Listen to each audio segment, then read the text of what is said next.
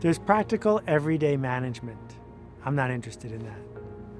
Leadership is not practical and it's not everyday. Management and leadership are totally different things. You think you're being a leader, but you're probably being a manager.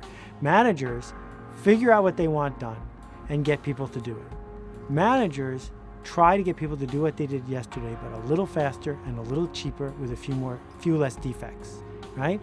And it probably has a place, but it's not interesting to me. What's essential, what's not happening is leadership.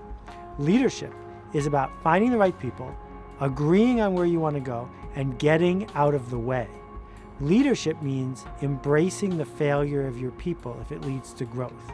Leadership means not knowing what's going to happen tomorrow, just knowing it's going to take you where you want to go. And that's really hard, particularly for people who have self-identified as small business people because they're afraid of becoming big. For 6 years, I was near bankruptcy. I was getting SpaghettiOs for dinner and window shopping in restaurants, 1 week away from missing payroll. So for a little while, I was keeping score of, am I going to go out of business? Once I was done with, am I going to go out of business? What I've kept score of is, did I help somebody accomplish something they didn't think they could? Did I help somebody see the world as it is instead of the way they were hoping it would be? Am I helping someone grow in a quantum way? Not a little, but a lot. Can I get out of their way enough to give them a platform where they do something I never even expected they could pull off? That's what I'm hooked on. And I can report after 30 years of doing the same thing, you don't get tired of it. One guy who was a friend of mine years ago ran a hotel in Canada. And Eugene had what he called the no list. And it turned out if you came to his hotel and you were a bore, for example, if you went to the Sunday buffet and took too much smoked salmon, he would add your name to the no list. And when you called for a reservation in the future, they would say, I'm sorry, we're full that day. He would fire his customers. He was a jerk to them. And that act allowed him to treat the other customers differently. You were either in or you were out. So one question is, when are you going to fire those customers to take 80% of your time but only give you 20% of the value? Because if you fired them, what could you do with the 80% of the time? Think about how much joy and connection you could bring to the people you kept. And people hear me say that and say, what are you, crazy in this economy? And I'm saying, you know, just because the tide is out doesn't mean there's less water in the ocean.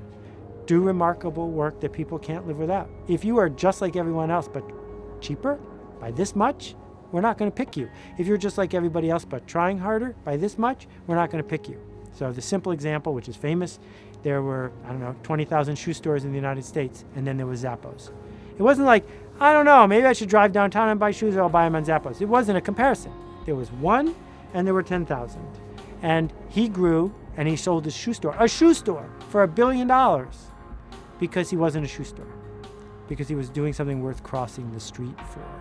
And if you're busy doing what you're told, what you read in some dummy's guide and what the Chamber of Commerce says is a good idea, and it's not scaling, well, maybe you should do something scarier. Don't wait for the next card to turn over. The recession in the economy is going to stay the way it is. Google and technology is going to stay pretty much the way they are. We are so far from where we were 15 years ago, right? And it's going to keep getting more connected and faster. But don't wait for a quantum leap before you jump in. This is now. In 1805, there were 15 corporations in the United States. Think about that for a minute. This idea that there was a building where people would go to do what they're told faster and cheaper than yesterday and make a profit for all is a brand new idea. Henry Ford figured it out, perfected it, right? But Aetna Insurance is a factory. A mega church is a factory. A political campaign is a factory. There's a foreman. There are people who work for the foreman. There's the CEO who gets to keep all the profits. But it's still a factory. And the factory mindset was great for a really long time because of imperialism, because of technology. There's all these reasons I could explain to you why factories made us rich. And now they don't. And the reason they don't is because of Google. Google lets me find anything at the lowest price. Google lets me find anyone who can do the work I need, even if they don't work for me. Who needs a building anymore? All I need is a laptop. Once the factory is the laptop and anyone with $600 can own it, you no longer have an unfair advantage because you have a plant in town. You no longer have an unfair advantage because your cathedral is bigger than the next guy's cathedral. It doesn't matter anymore. So it starts to fall apart. As you know, there's a McDonald's in California where you pull up to the drive-thru and you order a cheeseburger, and the person you're talking to on the microphone is in South Dakota. It's cheaper for McDonald's to beam your voice to a freelancer in South Dakota to take your order who types it in than it is to hire someone to stand in the McDonald's factory in California. So when we look at that and we say, well, clearly there's a race to the bottom. Who can be cheaper? Who can pollute more and get away with it? You can't win that race, and you don't want to win that race. So what's left is to race to the top. And the race to the top is about being more innovative and generous and artistic and connected and leading. And none of those things have to do with compliance. None of those things have to do with telling people what to do all day.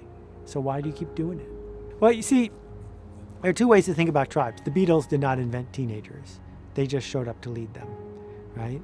Whereas Nike invented long-distance runners. Before Nike, there wasn't the tribe of long-distance runners. Nike defined the tribe of long-distance runners. They said long-distance runners wear stuff like this, and they do stuff like that. I can't run around chasing people and try to get the folks who don't want to hear this. If there is a tribe, and I hope there is, that are talking about purple cows or leadership or linchpin or whatever it is, it's because they decided they wanted to be in it, and because their worldview is resonating with mine. And I don't need 100 million people to hear it. I'm okay. And if it's half the size, I'm still okay. That decision is what artists do. And I hesitate to call myself an artist, but I think I might be. That Wolfman Jack was an artist. He didn't say, I wonder what teenagers want. He just went on the radio. And the teenagers who wanted to hear Wolfman Jack tuned in, right? That's your opportunity, is to say what you believe and see who follows.